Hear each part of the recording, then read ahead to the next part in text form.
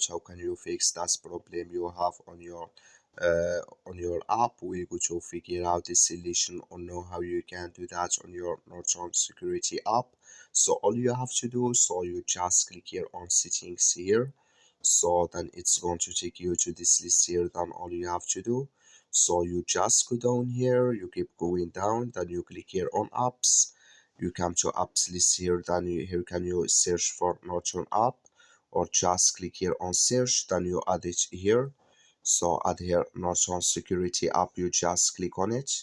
So then it's going to take you to this list. You click here on for stop, then you click here on OK. So then you just go down here, you click here on storage, then you come to storage list here, you click here on clear cache.